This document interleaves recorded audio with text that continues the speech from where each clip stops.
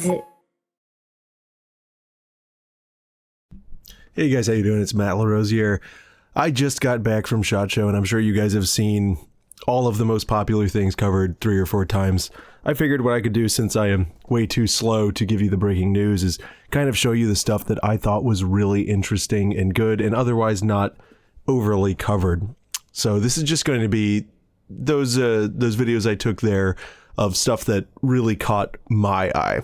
And this is all going to be the stuff that really positively caught my eye.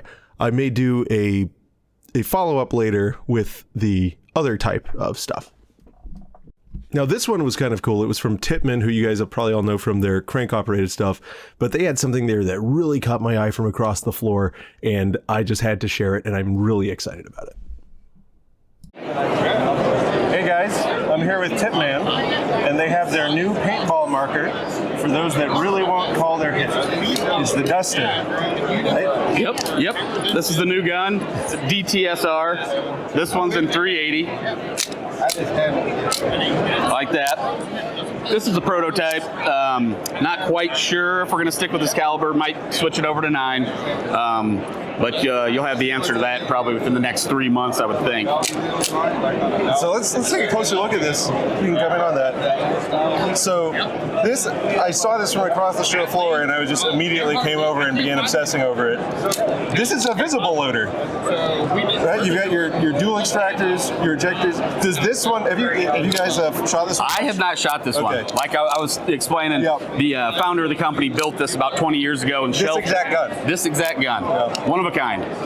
That is so cool. So he built it 20 years ago, shelved it, and now in his honor, you guys are... We're gonna try to bring it back. Yep. All right. Yep. Well, that's super cool. But yeah, so it's literally just a super-sized visible loader action, and I love the visible loader, and they have beefed it up tremendously here. It's fantastic. They were calling it the pirate gun. I think it's kind of I get first it. thing that came to mind, but I mean, that's nothing in stone there.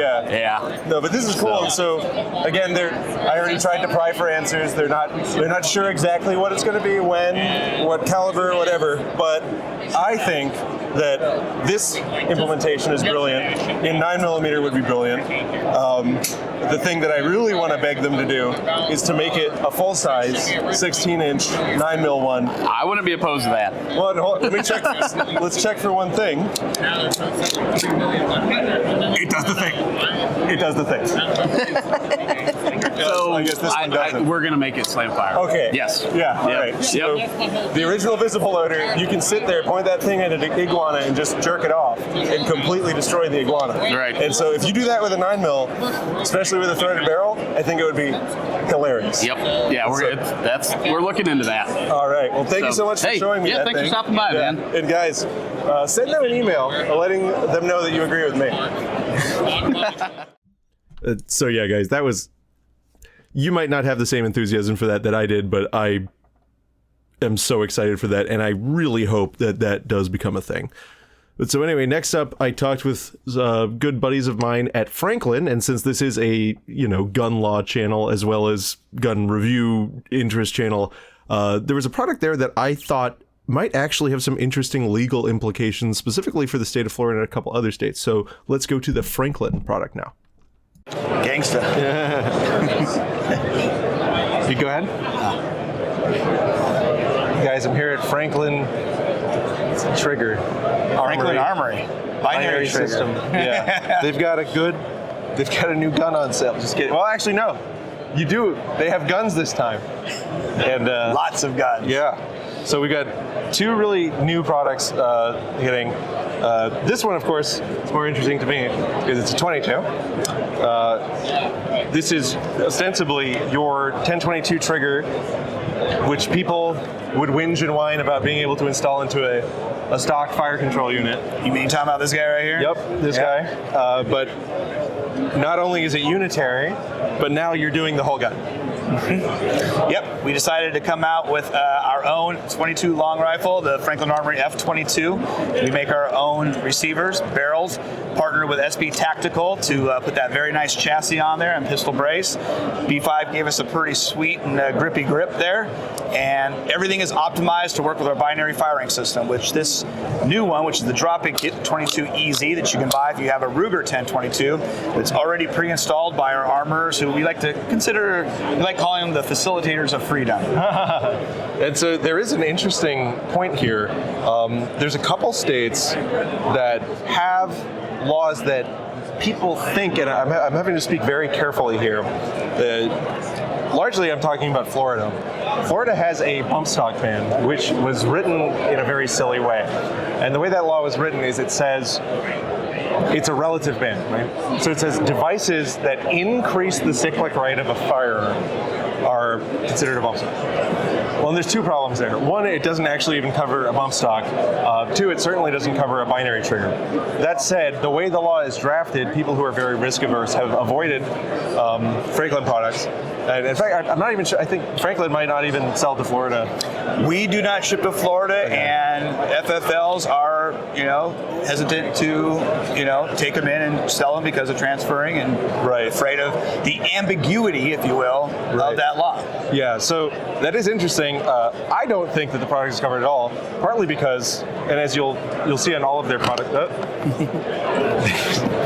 you add a disconnector, which is substantially mechanically disadvantaging the bolt carrier as it comes back. You are physically reducing the cyclic rate of the firearm. So I don't think that it's covered at all. That's just my opinion. That's not coming from Franklin. The interesting thing here is when your law refers to a relative rate of fire, this is a brand new gun. Yeah. And so it can be certified as saying never had any trigger. It never fired until this was installed. Correct. That is the OEM part. That is how it was produced and how it was manufactured. So then my point there is, how could anyone then say that it now fires faster than it did before? Right? I don't think you can. So, and again, this is not coming from Franklin. My opinion is that the products are not covered by the Florida law at all. But my opinion is that this is extra super duper not covered by the Florida law on two different angles. And so that's why I'm kind of excited about this, is that I want to see more Floridians enjoy binary. And, whether or not that will happen remains to be seen. Whether or not anyone else agrees with my interpretation, it's fine. The moment I saw this here, that was the first thing that came to my mind, and so I was like, yep. You're coming for it. Well, we appreciate people like you that take that stance and want to see that, because you got a great legal mind, and you start kind of pushing the envelope, getting people to think a little bit differently about it. Lick a lot of envelopes. Yeah, we lick a lot of envelopes. They're good. And I mean, and it's like we need a direct answer, right, out of the state. Just push it down this way on both sides, and it'll turn. There, yeah. There you go. Gotta get your Wheaties in. Yeah. Back in our day, man, he could bench 350 though. Your kids, don't let them fool you. Yeah, I'm sure 3.5 kilograms easy. But so yeah, that's that. And the thing is, if you've never fired a binary 22, you really got to. It's a lot of fun. That guy's great. Our new F22 comes in that pistol configuration. It also comes in a rifle configuration, which has an 18-inch bull barrel, fluted barrel, also threaded on the end, suppressed, so you can, put your favorite can on it. For the rifle, we partner with those great guys. They called him back in the day 18-inch bull barrel. That was supposed to be just. But yeah. All right, so yeah, that was really interesting, because Franklin is actively trying to push the envelope in their own way, and I really respect and adore them for that. And also, Dan is just always a lot of fun. So we will see what goes on with those developments with the 100% firearms from Franklin. And then after that, I wanted to stop by Fightlite and kind of look at their lever gun. I know a lot of people have talked about it, but not many people have kind of talked about the mechanism. So I wanted to stop by with Mike at Fightlite and talk about that for a moment. There you go. Hey guys, we're what? Are you introducing? Yes, I'm introducing. Excellent. This is your company. You're the guest. Hey guys, I'm here at the Fightlite. They have a new fight gun. Well, it's not the newest thing. It's been out for a while, but I don't think many people have given justice to the actual mechanical interestingness of this gun. So what is this? We have Mr. Herring? That's right. So this is our Herring model 2024. It's essentially a modern take. Yeah, 2024 was last year, actually. That's correct, yes. Okay. And that's essentially around the time that it was all finalized with patents and production and everything as far as that's concerned. So your modern lever action. In this instance, we use a standard mil-spec AR-15 upper receiver assembly on our proprietary lower receiver assembly. When you say mil-spec, what do you mean? So basically any of the upper receivers that you could readily get, right? Anything that... So is that military sitting specification? It's on an AR-15. So is this one of them military guns? Is this an assault gun? No, not at all. This Or is it's a your hunt. lever action. Okay. Do you have an AR at home? Take your AR upper off, stick it on our lower, and now you have a lever action AR. It still feeds from the box magazines, and it utilizes essentially, the same bolt and the same barrel and the same upper receiver assembly. So you could take an M16 upper and put it on this. Technically, yes. Is that legal? Absolutely. Why not? Oh. Have fun. Just remove the bolt carrier because we have a proprietary bolt carrier. That's the only proprietary part in order for the lever action mechanism to function that you need to install in your upper receiver in order for the lever, to do its job. We have a 6-to-1 mechanical advantage on the lever itself to really yank that cartridge out of the case or out of the chamber. We have the rifles available completely, the pistols available completely. But one of the things that we do at Fightlite is we offer both the complete configurations as well as just the lower receivers themselves. So when a customer buys the Herring lower receiver in the box, they'll have the carrier that goes along with it so they can install their upper onto, our lower. That makes a lot of sense. The thing I really want to hit on is the 6-to-1 because I feel like a lot of times that just gets glazed over when people talk about this gun. Absolutely. The big advantage with the Winchester 1894 was that it had a shortened throw, and it was certainly not 6-to-1, right? But previously, you'd be moving your lever pretty much almost vertically on guns in like 38 caliber, short pistol cartridges. And then the Winchester 94 came out with a rifle length cartridge, about similar to the length of these cartridges, and a shorter throw. This is even shorter than that throw, and you don't have the gun puking its guts out the bottom. Thank you. So I think that's really interesting, and you've managed to do that. Yeah. So 1 pound of force is 6 pounds of force up here. Okay, that's pretty interesting. But I like your analogy of the guts out the bottom because that's one of the things that I think about. It's almost like the lower half of the gun has been disemboweled, if you will, right? And it's like this is still keeping all of the all-weather, reliable characteristics that you're used to on the upper receiver. You still have the same rotating locked bolt, on the upper receiver, but there's not a lot of ingress capability, and it's essentially equal to what you're used to on an AR-15. So the interesting is on all of your long action Winchesters, you have a massive opening on the bottom, and our only opening is right here in the trigger area, and it all tapers out when it's closed here, and it also gets covered up by this part. So once your action's locked, that's pretty tight. And that is just a pivot point for the lever itself. So there's no there's no path in here. That's correct. You got it. Yeah. Okay. We might be able to look at it later, but it does have the cross bolt safety in addition to an out of battery safety, right? So what some might refer to as a grip safety. In this instance, that trigger will not fall until this lever is completely in battery, on the front end here. So that's one of the innovations, or at least features that we've, implemented into the Herring. In addition to that, a primary extraction camming action, right? So that's what the sort of 6-to-1 mechanical advantage is from. Right. So there's a steel block inserted into the lower receiver that acts as a bearing surface for the carrier, and the carrier has sort of a claw on the bottom of it that you're actively working with, and it cams. Is that this block here? There's a pivot point. Nope, the block is actually in the traditional bolt catch position that you're used to seeing on an AR-15. Yeah. Inside, you'll need some light. You see it? You're going to want to go in this way. There you go. There he goes. There it is. Yep. That's interesting. So that's a cam block, a PE block actually, primary extraction block, and we have patents related to how how we have implemented it for a lever action. Yeah, because primary extraction is a real problem on AR-15s, and it's why piston guns want to tear themselves to shreds. Sure. So, sure. Oh, cool. That's okay. I get to keep this That's one. a feature. All right. It's a souvenir See you now. later. See ya. So yeah, that was pretty cool. And a lot of times when people coming out with new AR-15 type stuff, and they're like, "Oh no, we did a lot of engineering, we did a lot of stuff in this," and there's really not. This is not the case here. This thing, a lot of thought went into it. That cam block is pretty slick, and there's a lot of balancing they had to do to get that mechanical advantage, to get good primary extraction, and also still have a nice short travel on the lever. So it was really slick, and I find it very interesting. I'm not 100% sure if it's something for me, but I'm sure there's quite a few people that would wild out for that. And I keep thinking back and forth whether I want to get one. I think it would have to be in quite a silly caliber. But next up is very important, a favorite of the channel, my favorite booth at the SHOT Show, and I guess I will not dawdle more. Let's get to it. Wow, guys, we're back.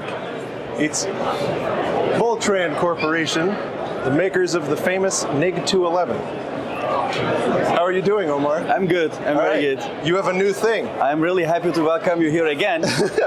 Today we're gonna talk about not Nick, That's something else. about IK. Yeah, It's inspired like Russian army style, but it's very famous in the many wars. Yeah. Basically, it's full of plastic, but I too am full of plastic. yeah, the quality is good. So when people take a look at this, they think it's a real shotgun or something, but it's not actually. It's a brake barrel. So you basically break the barrel and put the pellet inside. Right here. And yeah, right here. I have 4.5, like 0.177 and 5.5, 635, even 762. It's a big caliber of this rifle. All of this one. And you set the rifle and just shut it. It's actually loud enough that it rung my ear slightly. Yeah, that's like as loud as a 22 short. So this is the thing that I think is really cool is you explained to me the gas is on the bottom to avoid some patent trouble. Yeah, But because it looks like AK, Yeah. but it's not AK, yeah, it's not AK, it's IK. Yeah, Right. It name is AK, but not the. AK 450 for Yeah. 4.5 millimeter. Yeah, exactly. Yeah. This is really cool because it's got a very well adjustable rear target sight.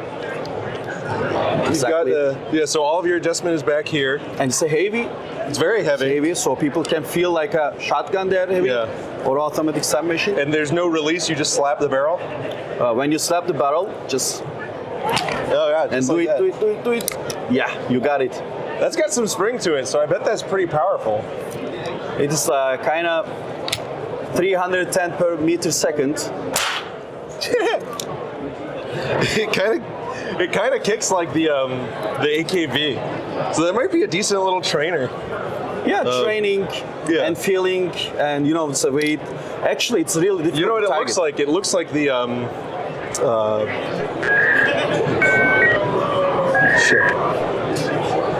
the Iraqi.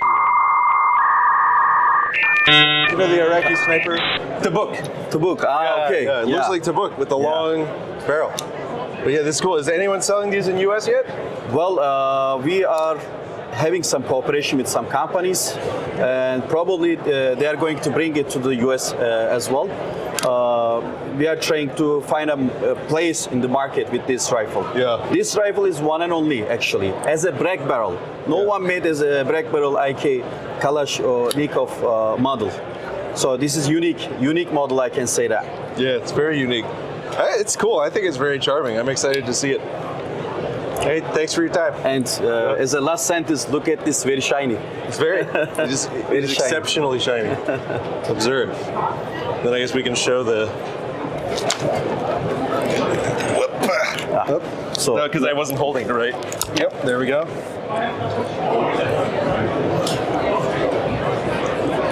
And so is this an existing brake barrel that this you is had? a serial. This is a caliber. This Right. is serial number given by the government of the Turkey police, and it's made in Turkey and Turkey. But yeah, it locks up nice and firm. So it's not wiggly. You got to really slap it to get it out of there. But yeah, if you're holding it by the pistol grip, it's easy to cock. But when I was doing it, you really want to hold it by the grip. Yeah, like that. Like that.